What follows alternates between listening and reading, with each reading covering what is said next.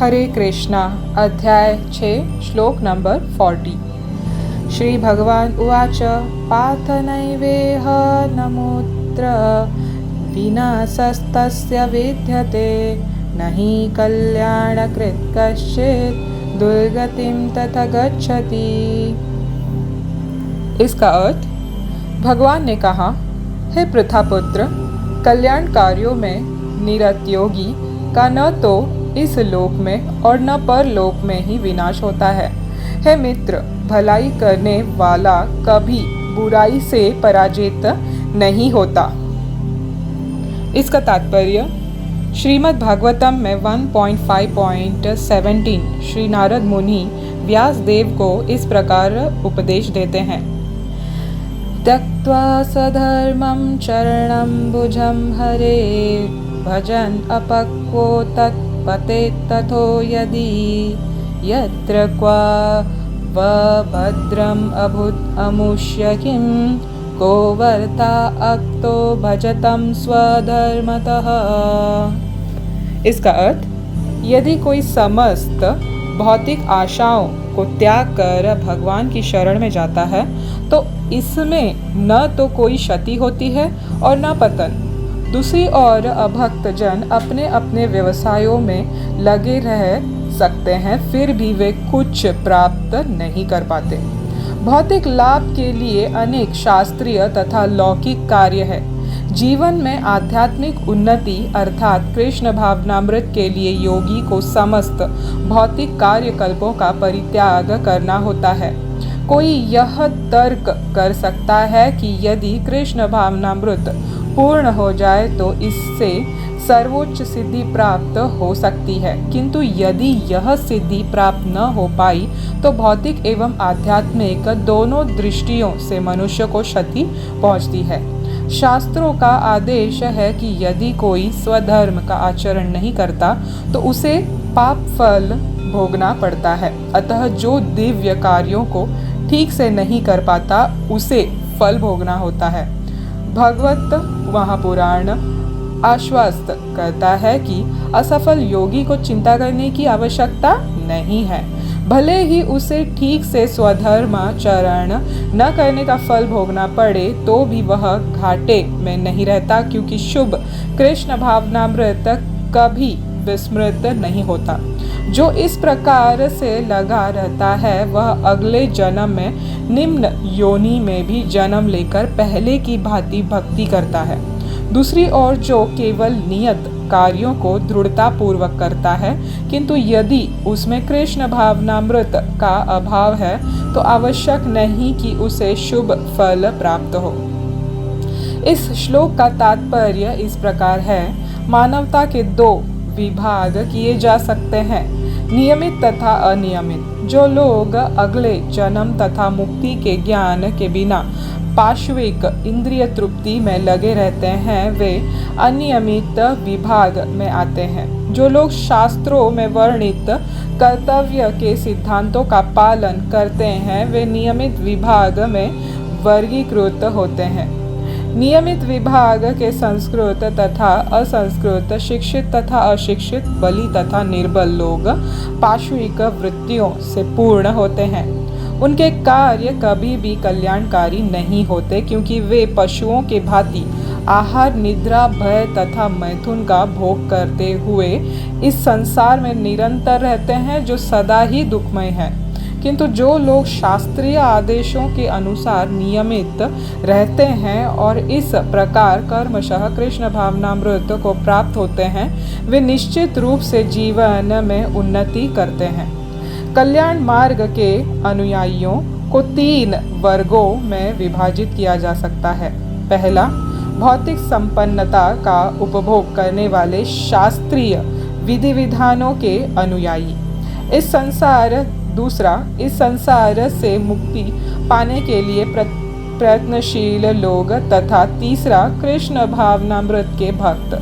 प्रथम वर्ग के अनुयायियों को पुनः 2 श्रेणियों में विभाजित किया जा सकता है, सकाम कर्मी तथा इंद्रिय तृप्ति की इच्छा न करने वाले। सकाम कर्मी जीवन के उच्चतर स्तर तक उठ सकते हैं, जहाँ तक कि स्वर्ग लोग को जा सकते हैं, तो भी इस संसार से मुक्त न होने के कारण वे सही ढंग से शुभ मार्ग का अनुगमन नहीं करते। शुभ कर्म तो वे हैं जिनसे मुक्ति प्राप्त हो। कोई भी ऐसा कार्य जो परम आत्म साक्षात्कार या देहात्म बुद्धि से मुक्ति की ओर उन्मुख नहीं होता, वह रंच मात्र भी कल्याणप्रद नहीं होता। कृष्ण भावनामृत संबंधी कार्य ही एकमात्र शुभ कार्य है, और जो भी कृष्ण भावनामृत के मार्ग पर प्रगति करने के उद्देश्य से स्वेच्छा से समस्त शारीरिक असुविधाओं को स्वीकार करता है, वही घोर तपस्या के द्वारा पूर्ण योगी कहलाता है। चूंकि अष्टांग योग पद्धति कृष्ण भावनामृत की चरम अनुभूति के लिए होती है, अतः यह पद्धति भी कल्याणप्रद है। अतः जो कोई इस दिशा में यथाशक्य प्रयास करता है, उसे कभी अपने पतन के प्रति भयभीत नहीं होना चाहिए। हरे कृष्णा। तो ये था तात्पर्य श्रीला प्रभुपाद ने जो दिया है हमें। तो यहाँ पे भक्तों भगवान बता रहे हैं कृष्ण के अर्जुन के जो सवाल हैं उस पर भगवान कृष्ण बहुत सुंदर जवाब दे रहे हैं। यहाँ पे ये जो श्लोक है ये उन महात्मा लोगों के लिए है जो अपना जीवन दूसरों के भलाई के लिए, दूसरों के लिए जीते हैं, ना कि खुद के लिए जीते हैं। यहाँ पे भलाई बहुत करते हैं, मगर कुछ क्या करते हैं, कुछ पैसे के दम पे करते हैं, कुछ चाहते हैं, कुछ आसक्ति होती है उनमें कि हम किसी का भला करते हैं तो हमको उसके बदले में कुछ मिले। तो ये भलाई हुई, मगर ये भलाई आध्यात्मिक दृष्टिकोण से नहीं देखा जाएगा, इसको भौतिक दृष्टिकोण से देखा जाएगा। क्यों? क्योंकि इसमें उनका खुद का स्वार्थ छुपा होता है दूसरों को मदद करने में। मगर जो निस्वार्थ भाव से दूसरों का कल्याण करने के लिए सोचता है, वही असलियत में जो है आध्यात्मिक दृष्टिकोण से सही माना जाता है, जिसमें उसका खुद का स्वार्थ कुछ नहीं होता है, वो दूसरों के हित के लिए कार्य करता है। तो भगवान कहते हैं इन शॉर्ट कि ऐसे लोगों का कभी भी पतन नहीं होता और ये लोग कभी पराजित नहीं होते हैं किसी भी बुराई से। इस भौतिक चक्षुओं से, मतलब आँखों से, कभी कभी हम धोखा खा सकते हैं कि ऐसे लोग मतलब इनको कुछ मिल नहीं रहा है, ये इतने असुविधाओं में जी रहे हैं, ये कृष्ण भक्त अपने आप को कहते हैं, मगर ये कितने दुविधा में हैं, कितने ऐसे बहुत बोलते हैं लोग कि कैसी ज़िंदगी है, आप लोग कुछ मज़ा नहीं करते हो, आनंद नहीं उठाते हो ज़िंदगी का, ऐसे कैसे हो सकता है, आप खुश कैसे रह सकते हो। ये सब एक कहने वाली बात है, मगर जब कोई व्यक्ति, ऐसे बोलने वाला व्यक्ति खुद कृष्ण भावनामृत में आकर उस परम आनंद की अनुभूति करता है, तो वही उस भौतिक गंदगी को थूकता है और कहता है ये जो सुख मैं अब पा रहा हूँ ये मैंने कभी नहीं पाया। तो इस सुख की प्राप्ति करनी चाहिए जो कि इस लोक में भी और परलोक में भी विनाश नहीं होगी। कौन सी वाली? ये भलाई करने वाली, दूसरों की बुराई नहीं करने वाली। तो यहाँ पे श्रीमद् भागवतम का श्रीला प्रभुपाद श्लोक बता रहे हैं, जो स्टार्टिंग में भागवतम के नारद मुनि व्यास मुनि को भागवतम रचने के लिए प्रेरणा देते हैं, जिसमें वो कहते हैं समस्त भौतिक आशाओं को जो है उसको त्यागना चाहिए भगवान के शरण में जाने के लिए। इसमें कोई क्षति नहीं होगी और न कोई पतन होगा। ये जो भी इस मार्ग पर चलेगा उसकी न कोई क्षति होगी, मतलब कमी नहीं होगी उसको कोई चीज़ की, या उसकी पतन नहीं होगी, वो गिरेगा नहीं।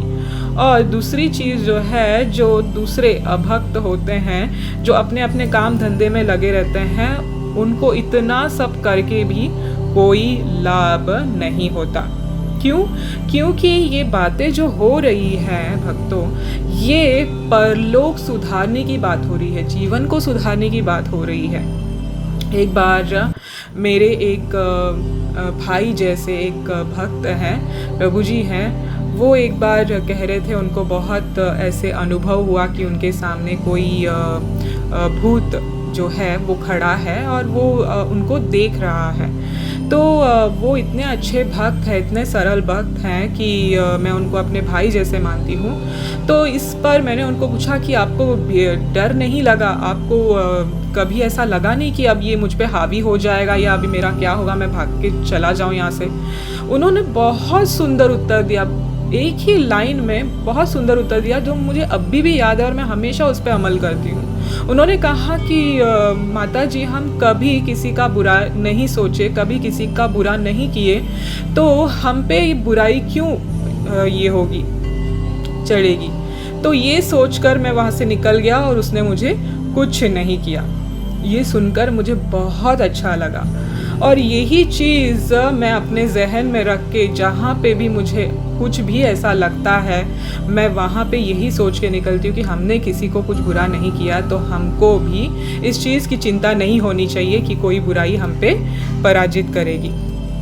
तो ये चीज़ जो है, ये हम लोगों को किस तरह से देखना चाहिए कि हमें कभी भी दूसरे का अच्छा सोचना चाहिए, कल्याणकारी सोचना चाहिए। चाहे वो इंसान हो, पशु हो, कोई भी जीव हो, उसे मारने का, काटने का या उसे मन से दुखी करने का ये विचार तक हमें नहीं आना चाहिए। हमारा आहार हो, निद्रा, भय, मैथुन जो भी हो, वो पशुओं जैसा नहीं होना चाहिए, वो इंसानों जैसा होना चाहिए। इंसान पशुओं से बहुत ऊपर है, उसे पशुओं के भांति दूसरे पशुओं को काट कर नहीं खाना चाहिए। जैसे हमने तीसरे अध्याय में सुना था, है ना, शुद्ध सत्व, हमारे खाने पीने का हमें उस पर नियंत्रण होना चाहिए। किसी को काट के खाने में, किसी को दर्द दे के खुद की मांस बढ़ाने में क्या भलाई है उसमें? हम सोचते हैं कि हमने बहुत भलाई का काम किया, बाहर जाके कुछ पैसे दिए, कुछ डोनेशन दिए, तो हम बहुत बड़े समझते हैं अपने आप को। मगर घर आके अपने रसोई घर में उसी पशु की हत्या कर कर उसकी मांस का भक्षण करते हैं। ये किस तरह का बुद्धिमत्ता है, इसे हमें सोचना चाहिए। भगवद गीता में यही बहुत सारे फटकार भगवान ने हमें लगाए हैं, कम से कम 108 बार लगाए हैं कि हमें इन बातों पे सोच विचार करना चाहिए। हम किसी का अहित करने से पहले खुद के पैर पे कुल्हाड़ी मार रहे हैं। कहने का तात्पर्य यह है कि हमें थोड़ा विचलित हो सकता है इन सब सत्य वचनों को सुनकर, मगर ज़िंदगी की कठोरता और सच्चाई इसी में है कि हम इस विष को पीकर जिए कि असुविधाएं होगी, ज़रूर होगी, क्षणिक, थोड़े क्षण के लिए होगी, मगर इसके आने वाले जो दिन होंगे वो बहुत सुकून वाले होंगे, चाहे वो इस लोक में हो या परलोक में हो, जैसे भगवान कहते हैं। तो इन थोड़े से क्षणिक खुशी, मिथ्या खुशी पाने के लिए हम क्या क्या गलत कार्य कर बैठते हैं और अपना इस लोक भी नष्ट कर लेते हैं, और परलोक तो दूर की बातें छोड़ ही दीजिए, वहाँ तो घिसाई पिटाई देखनी पड़ती है। इसीलिए यहाँ पे भगवान कहते हैं इन शॉर्ट में कि हमें किसी का भी भला करना चाहिए, ना कि उसका बुरा सोचना चाहिए, सोचना भी नहीं चाहिए। इसीलिए शास्त्र में कहा गया है, जो स्वधर्म का आचरण रखता है उसके हाथों कोई भी पाप कार्य हो गया तो उसका वो पाप फल उसको भुगतना पड़ता ही है। जैसे यहाँ पे प्रभुपाद तात्पर्य में बता रहे हैं, ये सब काल्पनिक बातें नहीं है, ये शास्त्र के प्रकार ही दिया गया है, ये सब शास्त्र के प्रकार ही बात किए जा रहे हैं, इसमें संकोच करने की कोई बात नहीं है। मगर यही चीज़ जो कृष्ण भावनामृत में जो भक्त करता है, अगर उससे कोई गलती होती भी है तो उसको माफ़ किया जाता है और वो कभी भी पतन के तरफ नहीं बढ़ता और उसको कोई भी चीज़ से भयभीत होने की ज़रूरत नहीं है। क्यों?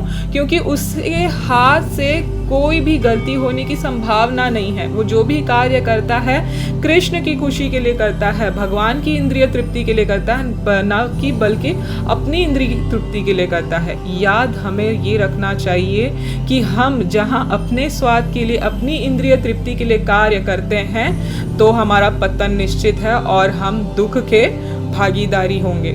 जहाँ पे हम कृष्ण की इंद्रिय तृप्ति के बारे में सोचते हैं, भगवान की इंद्रियों को खुश करते हैं, तो अपने आप हम भी संतुष्ट होते हैं और उस दिव्य सुख की प्राप्ति करते हैं। तो चॉइस हमारे हाथ में है कि हमको हमारी बिगाड़नी है या हमको हमारी बनानी है। तो समझदारी हमारी इसी में है कि हम दूर दृष्टि रखें, ना कि छोटी सी बस अभी क्षणिक खुशी के, मिथ्या खुशी के पीछे भागे, है ना। जैसे कोई पतंगा होता है, वो क्षणिक खुशी के लिए उस आग में जाके अपने आप को झोंक देता है, जो उसको लगता है मैं सुख में प्रवेश कर रहा हूँ, जबकि वो मृत्यु के करीब जाता है। वैसे ही हमें इन मिथ्या सुखों के चक्कर में नहीं फंसना है और उनके चक्कर में, माया के चक्कर में फंसते हुए अनंत काल के परमानंद को खो देना है। इसीलिए हमें यहाँ पे भगवान हर चीज़ से आगाह करते हैं कि हमको किस तरह से जीनी चाहिए। ये भगवत गीता में गूढ़ रहस्यों का खजाना है, जो भगवान पूरे शास्त्रों से निचोड़ कर अर्जुन के द्वारा हम बद्ध जीवात्माओं को दे रहे हैं, जो सुलभता से हम करके यहाँ से भाग सकते हैं, बच के निकल सकते हैं। और जो बुद्धिमान जीव को ये पता चल गया, समझ गया, वो यहाँ से तुरंत बाहर हो सकता है। हरे कृष्ण कृष्ण कृष्ण हरे हरे, हरे राम राम राम हरे हरे। श्री कृष्ण भगवान की जय। श्रीला प्रभुपाद की जय।